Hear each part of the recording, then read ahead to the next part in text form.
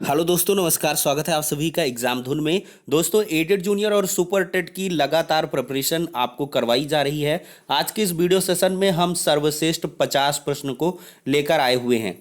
तो दोस्तों, यहाँ पर 50 प्रश्नों को डिस्कस करेंगे। वीडियो में आगे बढ़ें इसके पहले हम बताना चाहेंगे, करंट अफेयर्स की सीरीज का जो पहला पार्ट है 800 MCQ का, उसमें बहुत सारे लोगों ने अभी तक लाइक्स नहीं किए हैं।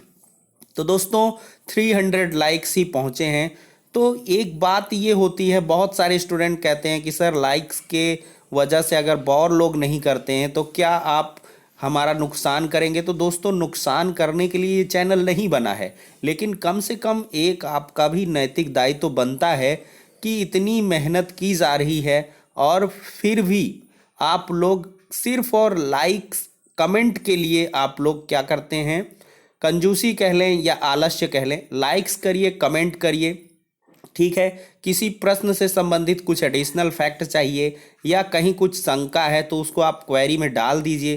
कंटेंट जो क्रिएटर टीम है रिव्यू करेगी, क्योंकि बहुत सारे जो भी एक एक कमेंट आपके रीड होते हैं और उसकी इन्फॉर्मेशन हमारे तक दी जाती है। तो इसके लिए बिल्कुल निश्चिंत रहें। और दोस्तों, चलिए अब बिना किसी देरी के वीडियो सेशन को स्टार्ट करते हैं। आज का सेशन काफ़ी मज़ेदार रहने वाला है, क्योंकि 50 अति महत्वपूर्ण प्रश्न हर एक सेक्टर से इसमें लिए गए हैं। तो पहला प्रश्न स्क्रीन पर है दोस्तों, नूरी साल क्या है? प्रकाश द्वारा निर्वात में एक वर्ष में चली गई दूरी। तो ये प्रकाश वर्ष या नूरी साल कहलाती है। दोस्तों, प्रकाश वर्ष तो सबको मालूम होगा, लेकिन अब आपको क्या होगा भाई, ये नूरी साल क्या है? तो प्रकाश द्वारा निर्वात में एक वर्ष में चली गई दूरी ही है नूरी साल, और इसी को प्रकाश वर्ष भी कहते हैं। कंफ्यूज ना हो, जो एग्जामिनर हैं या जो पेपर सेटर हैं वो इस प्रकार के प्रश्न रख देते हैं जिससे कि अभ्यर्थियों के प्रश्न गलत हो जाएं। अब दोस्तों, नेफेंथीज खासियाना की अगर हम बात करें, इसको घटपर्णी कहते हैं। ये दुर्लभ और आपातीय पौधा पाया जाता है। कहाँ पर पाया जाता है? ये मेघालय में दोस्तों पाया जाता है। अगला प्रश्न है दोस्तों, ब्रायोफिल्म में कायिक प्रवर्धन किसके माध्यम से होता है?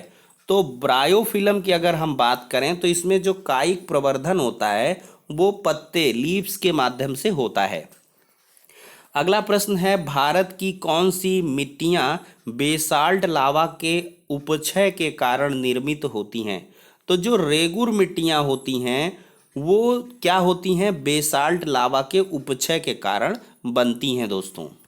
अगला प्रश्न है, किस नहर को दामोदर नदी से निकाला गया है? तो जो आपकी एडन नहर है ना, एडन नहर, इसको दामोदर नदी से निकाला गया है। अब दोस्तों, बहुत लोगों का कहना है कि सर MCQ टाइप के क्वेश्चन लाएं, जिससे कि देखिए विभिन्न प्रकार के लोग हैं, विभिन्न प्रकार के उनकी क्वेरीज हैं या वो उस हिसाब से चाहते हैं। लेकिन हम इस वजह से नहीं कि समय कम है और आपको सुपर फास्ट तरीके से रिवीजन कराना है। मात्र समझ लीजिए 15 दिन ही आपके लिए मोटा मोटा बचे हुए हैं। तो हम चाहते हैं कि कम समय में ज़्यादा और बेहतर कंटेंट दें, तो इस वजह से MCQ नहीं ला रहे हैं।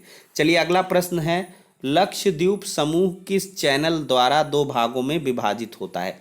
तो जो आपका लक्ष्य समूह है, लक्षद्वीप है, ये लक्षद्वीप समूह दोस्तों 11 डिग्री चैनल के माध्यम से दो भागों में विभाजित हो जाता है।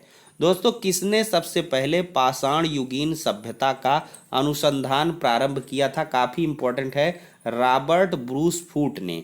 ठीक है। अगला है, भूमापन के लिए जरीब का प्रयोग किसने आरंभ किया?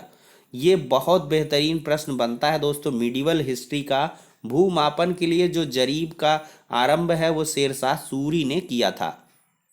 दोस्तों, लौंग के तेल का प्रमुख घटक कौन सा है जो दांत के दर्द दूर करने में प्रयुक्त होता है? तो ये भी बहुत महत्वपूर्ण है। आपके भी अगर दांत में दर्द रहा होगा तो आपको सलाह दी गई होगी कि लौंग का तेल एक जो है रुई के माध्यम से भिगोकर रख लें। तो ये दोस्तों यूरेनॉल पाया जाता है, वही दर्द आपका दूर करता है। अगला है, कौन सा पौधा क्रूसीफेरी कुल से संबंधित नहीं है? तो दोस्तों कपास, इसमें मूली, शलजम, सरसों, ये क्रूसीफेरी कुल से संबंधित हैं, जबकि जो कपास है वो संबंधित नहीं है। मूली हो गया, सलजम हो गया, सरसों हो गया, ये क्रूसीफेरी कुल से संबंधित हैं, लेकिन कपास आपका क्रूसीफेरी कुल से संबंधित नहीं है। अगला है एमनियोटा समूह के अंतर्गत कौन से जीव आते हैं? तो जो एमनियोटा समूह होता है उसके अंतर्गत सरीसृप, पक्षी और स्तनी, ये सभी जीव आते हैं।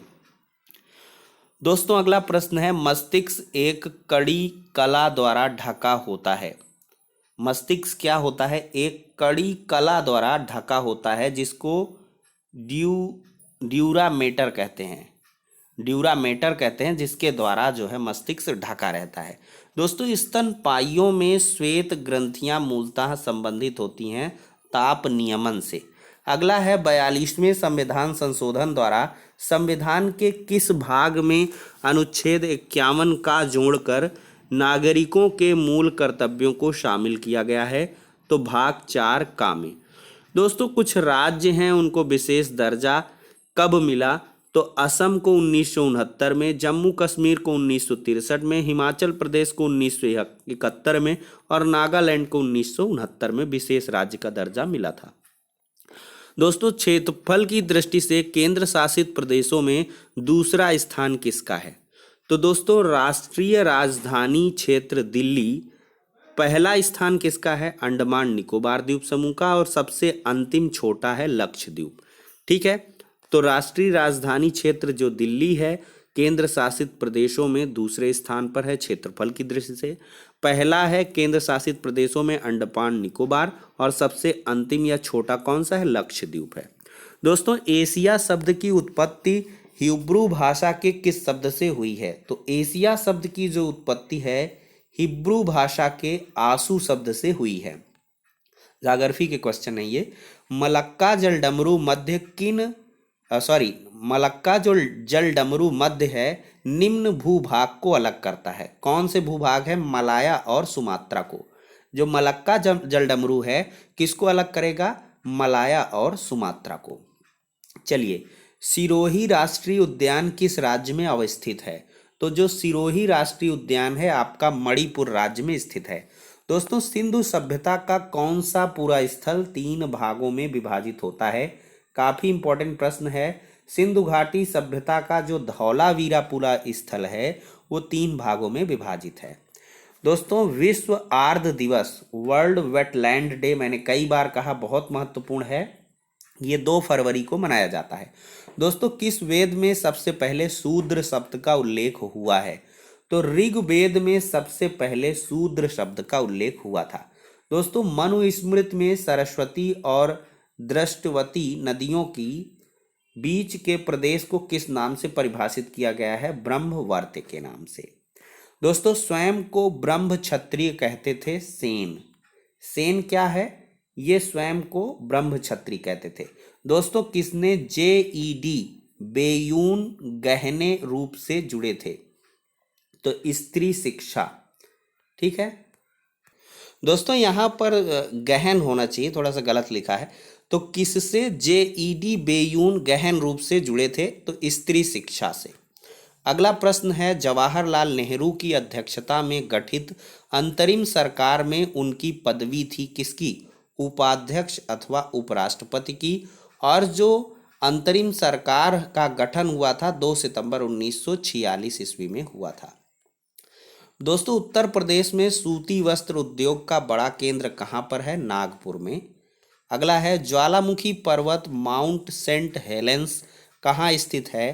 तो माउंट सेंट हेलेंस ये पर्वत जो है ज्वालामुखी पर्वत है और संयुक्त राज्य अमेरिका में स्थित है।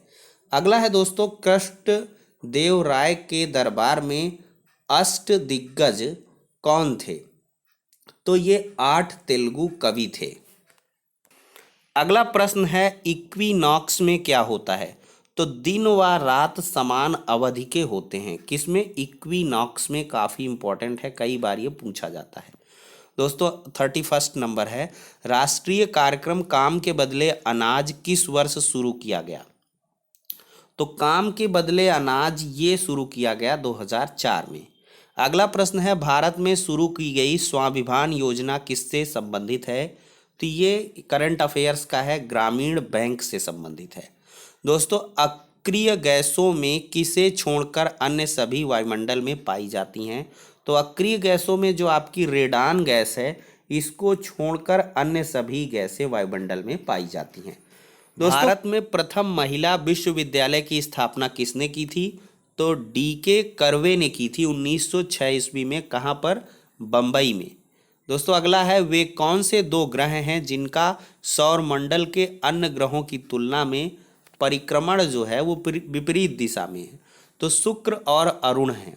ठीक है दोस्तों, अगर बात करें तो घड़ी की सुई की दिशा में, बाकी सारे ग्रह घड़ी की सुई के विपरीत दिशा में घूमते हैं।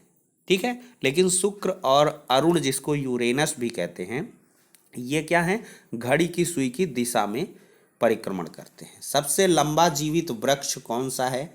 तो सबसे लंबा जीवित वृक्ष है सिकुआ, 379 फीट है। सिकोया भी इसको कहते हैं। सर्वाधिक जैव विविधता पाई जाती है शांत घाटी में। काफ़ी इंपॉर्टेंट है, सबसे ज़्यादा जैव विविधता कहाँ पाई जाती है? शांत घाटी में। अगला प्रश्न है, मेसिना जल संधि जोड़ता है?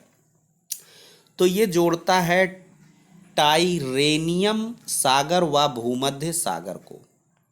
ठीक है, मेसिन जल संधि किसको जोड़ती है? टाइरेनियम सागर और भूमध्य सागर को। दोस्तों, अयोध्या पुस्तक के लेखक माधव भंडारी हैं। अगला है, करेला, धौलका एवं ललित सुखा उत्तर प्रदेश में किसकी किस्में हैं? तो ये कंफ्यूज ना होइएगा, अमरूद की फसलें हैं।